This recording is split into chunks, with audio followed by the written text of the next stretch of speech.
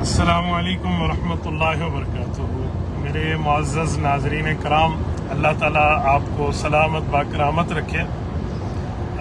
آج 21 دسمبر 2025 بمطابق 29 جمادی الثانی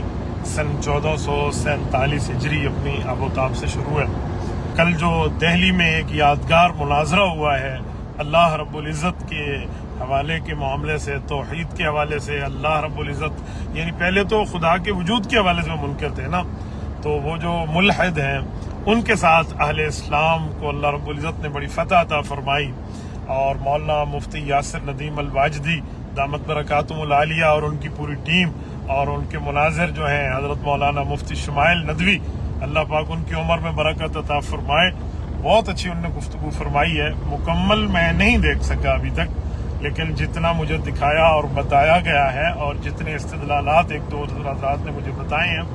تو اس میں ماشاءاللہ میرے خیال میں توقع سے بڑھ کے مفتی صاحب کا استدلال ہے، اور مفتی واجدی صاحب کو اللہ پاک جزائے خیر عطا فرمائے، انہوں نے ایسی ٹیم ایک تیار کی ہے، اور انہوں نے اپنے ایک جو ہے نا کیا کہتے ہیں صلاحیتوں کا ایک لوہا منوایا ہے، اور مفتی شمائل صاحب نے ماشاءاللہ بہت اچھی طرح بات فرمائی ہے۔ صرف دفاع کی بات نہیں ہے، اس پر اقدامی معاملات سے آپ حضرات جانتے ہیں، ایک عرصہ ہو گیا ہے مناظرے کی فیلڈ کو میں جانتا بھی ہوں الحمدللہ، اور اس طرح کے تمامی معاملات کو میں دیکھتا ہوں، تو مجھے بہت اچھی طرح جو کانفیڈنس ان کا نظر آیا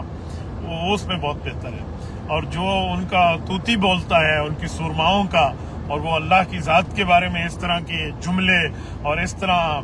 کجروی کی باتیں، اور پھر انہوں نے جو عوامی مثالیں دے کر، عوامی زبان کی مثال دے کر بتائی ہے، اور جہاں پر ماشاءاللہ وہ بات کرتے ہیں کہ جی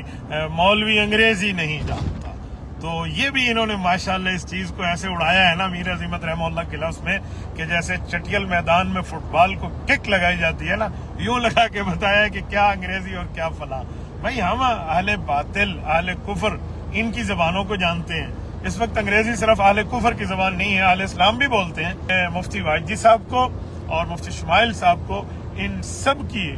محنتوں کو، کاوشوں کو یہاں سے آپ کا بھائی مفتی عبدالواحد قریشی نام پیش کرتا ہے۔ شاباش، ویل ڈن، بہترین، زبردست، محجبین، دل نشین، حسین انداز میں آپ نے یہ لڑائی لڑی ہے، اور میں ان کی اس کاوش کو اپریشیٹ کرتے ہوئے ارباب مدارس کو، بر صغیر کے ارباب مدارس کو خصوصاً، باقیوں کو تو میں کہنا چاہ رہا ہوں، لیکن بر صغیر جس نے علمی دنیا میں دنیا پر حکمرانی کی ہے، تو بر صغیر میں لے کر نا ہم سب کو ایک ہو جانا چاہیے اس مسئلے پہ۔ فروعی اختلافات کا یہ زمانہ نہیں ہے۔